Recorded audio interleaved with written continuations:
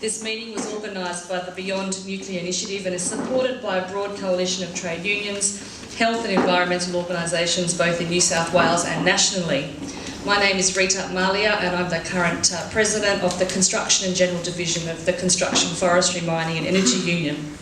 The format tonight from here, we'll be hearing from our speakers and then there'll be an opportunity at the end to ask questions. And there's one housekeeping matter. I've just been asked to remind everybody not to bring food and drinks into the auditorium. In terms of the context, this meeting is a response to a threat that we've not had to face in New South Wales for almost 3 decades. For 26 years, there's been a ban in this state on uranium exploration and mining. And in March this year, Premier Barry O'Farrell, acting without the mandate of the New South Wales people, overturned this with new legislation that allows uranium exploration to occur. Tonight is the official launch of the New South Wales Uranium Free Charter, which you would have found on your chair as you came in. It's an exciting initiative which demonstrates the broad opposition to the O'Farrell government's uranium ambitions for the state and will be a mobilising point for all of us as we gather endorsements from organisations and individuals across the state. I probably don't have to tell you that the uranium industry poses serious health risks to workers and the community and long-term hazards to the environment. And this is just one more issue that was not taken to the community for approval prior to the last state election. And like those of you like me who work in the industrial relations field, we've seen many attacks that have blindsided us that were not apparent before the last election. The push for uranium exploration in New South Wales does come in the midst of some major international events. And firstly, the Fukushima Daiichi nuclear accident in Japan is ongoing and the full effects may not be known for decades. The Australian government has confirmed that uranium mined in Australia was present in at least 5 of the 6 stricken nuclear reactors. And Mirror traditional owner Yvonne Margurula has expressed a deep sadness that the uranium mine from her country, the Ranger mine in Kakadu, was part of this disaster and the way that it affects so many people. Secondly, the federal government, under direction from the current Resource Minister Martin Ferguson, is forging uranium export relationships with an increasing number of countries. At the National ALP conference last year, the vote narrowly passed to allow the sale of uranium to India, a country which refuses to sign the Nuclear Non-Proliferation Treaty. It's a change of policy that was opposed by many of the trade unions, including my own. And just last week it was announced that Australia is developing a uranium agreement with the United Arab Emirates. The same week, headlines screamed about anti-government protesters being arrested in a crackdown human rights groups have called draconian. The organisations supporting this event tonight have a clear demand. Instead of investing in outdated and dangerous industry, New South Wales should invest in resources towards becoming a world leader in renewable technologies and create real green jobs for workers and better communities overall. So without further ado, I'd like to invite Peter Watts, our first speaker tonight, to the stand. Our first speaker is an Arabana man who lives in Adelaide.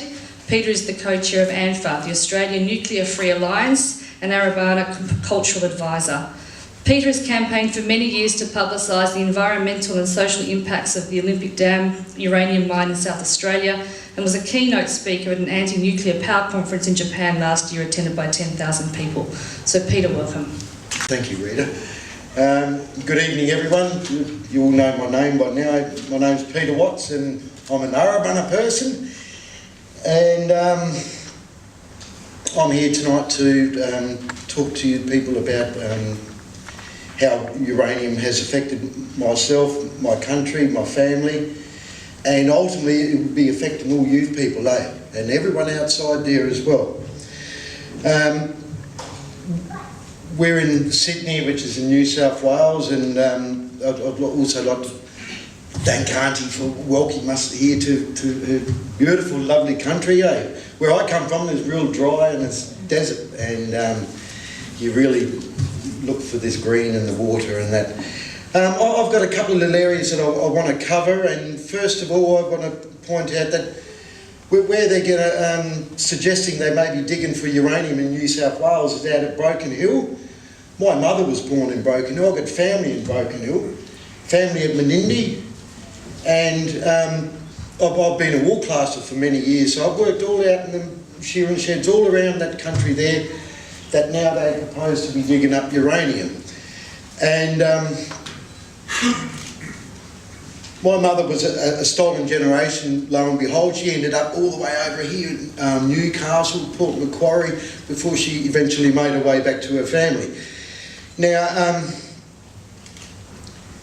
so I've got a little bit of connection here to New South Wales, if you like, okay? I've got family here, my mum was born here, and my mother's mother, my grandmother, which I didn't get to meet, died at 34 years of age after having 6 children, and mum's youngest sister, right, she can't have babies now, see? And so my nana died from that blast that Arnie was talking about there before, Maralinga, right? So, now, and guess what? I can't prove this, but it killed my nana at 34, right? I don't want anyone's nana to be dying at 34. And my auntie, she can't have babies, right, from this stuff here now. Well, I've lost a little brother, my baby little brother. The government took our baby brother off of mum and dad back in the 60s and done all these radiation tests on my little brother, because they knew my father was working at Woomera. They knew where my mum was. They knew that my nana was out there. So, and these government, they know about the dangers of this stuff. Brother boy, you need to tell these Bob. And you too, brother boy. You're in there with these Bob, eh? And in fact, we should be taking these Bob to that's a criminal offence. They've told everyone that this stuff's clean and green. They should be going to jail for that. They know the dangers of this. They knew about it in the 1940s and 50s when the Navajo people were digging it up. Sorry, I'm getting a bit passionate here, eh? The thing is that this is how it does. Until it comes up and affects you like this here, I don't want anyone to be feeling like I am and to be hurt and all that there. And this is what these mining companies do, right? They'll come in and approach your family and then give this one here some money and then divide the family. This is what they do. These are the tricks that these mining companies do. They've done it here, they've done it to my family. Now, right on our doorstep, we've got the largest mine in the world, the biggest BHP, the biggest mining company in the world, digging up uranium. Now look, they make that much money from gold out of that hole in the ground, silver and copper, and they only make about that much out of it from uranium. We make more money out of exporting cheese, for goodness sake. So somewhere along the line, I reckon we are actually forced into it. Find out who's forcing Australia into digging this stuff up, because we don't need it. Okay? The Japanese will tell you they don't bloody well need it either. Now, when I went to Japan, the people over there, they don't even know that uranium in the reactor is the same thing that happened at Hiroshima and Nagasaki. Them poor fellas don't know that. And you got the media run by the same mining company, so they're just dealing out whatever the people need to know. Thank you very much, you singers, for them songs before, because you've touched every area, hey? You touched on 500 years. What can we guarantee our children and grandchildren, great-grandchildren for 500 years? My ancestors guaranteed that we could be going back in the same region, camping in that same country for that length of time. We can't guarantee nothing for even 50 years down the track. We need to really address this, and as an Indigenous fellow here in Australia now, it's actually our role. When you come to my country, I'll make sure you're not going to die in the desert, because you will die out there in the desert. With me and our people, you won't die. Now, this is the same thing. We don't want part of our country to be dug up and made into big bombs and stuff like that. That's part of our country going overseas doing devastation. Now, the responsibility on us as Indigenous people, that's being taken from our grasp now, and we need to be, look, because we're all living here and we all call ourselves Australians now, and God, look at all the different people here in Sydney, I couldn't believe it. And we're all Australians now, and just so happened, like Arnie said, we were the first people here. It wasn't an accident that this was a paradise, it was a well-managed paradise, just like a well-managed kitchen or someone's front yard or a business. The same thing, but on a larger scale. Then mining companies, especially with uranium, use massive amounts of water. Now, the Arabana Nation is in the driest state on the driest continent on Earth. And BHP is using at least 40 million litres a day to wash dirt. Does that make sense? So, and then they reckon they can't guarantee that our water isn't going to be contaminated. Now, these people, they tell porcupines, we all know this, right? This is what keeps that industry basically going, okay? If they didn't tell everyone that it was clean and green and safe, they wouldn't even have an industry to start with. Now, I'm also a director for our Arabana people, and we've just gained native title over our country. Now, the majority of Australians don't think, oh, deadly, Peter, you say over your country now, you can do things on your country. Guess what? We can't. We can't even stop them from digging up the country. And they'll tell us that, oh, look, we're digging up the country, but we're going to be looking after your cultural heritage, the environment.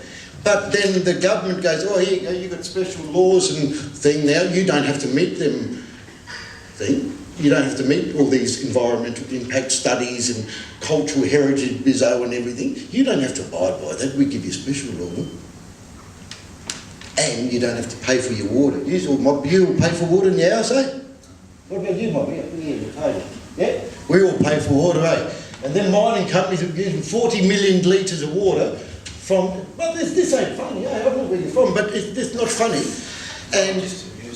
Yeah, I know. I tell it in a funny way, eh? Because I want everyone on board. See, all them fellas were singing together. That's what we all got to sing together now. Sing the same song. And the song is... Keep that uranium in the ground. Fritz and Sauce. Country people understand this stuff. Thank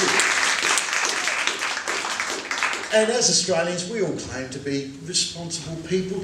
How are we responsible for digging this stuff up and selling it? And we all know that it either ends up in a reactor, which can be unsafe when that ground starts shaking around, because he does, okay? And it isn't safe, right? So we should be responsible people. It's like us giving the keys to a really drunk man saying, yeah, no worries, drive home, run over a few children, everything, no worries. Run a few ladies over and old people and everything, okay? So we're not being responsible doing this. Has anyone told you that uranium, you can't clean this stuff up, okay? You can't, oh, look, there's a pile of uranium, let's go sweep it up. This stuff's floating around in the air, you can't see it, you can't smell it, you can't think it's there. It'll get you. You only got to add one little bit, breathe in, and you're a goner, right? You'll have some cancers growing. It won't happen overnight, but you know, like that advert, it will happen, okay? Because I'm living proof that it happens, right?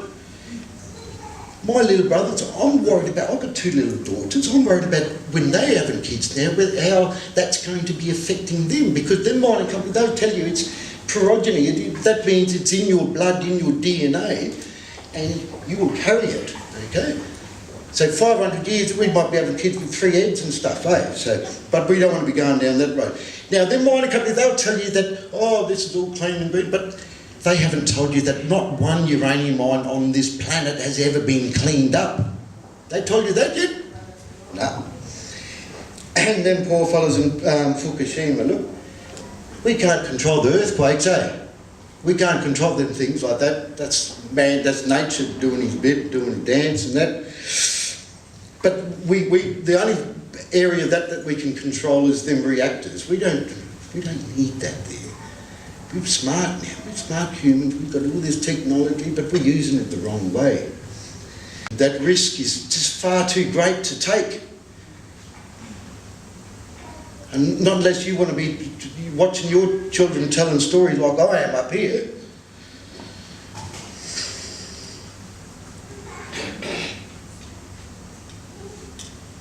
This has been a long fight, hey, and all these people, that's all they live for. We're fighting for this here, and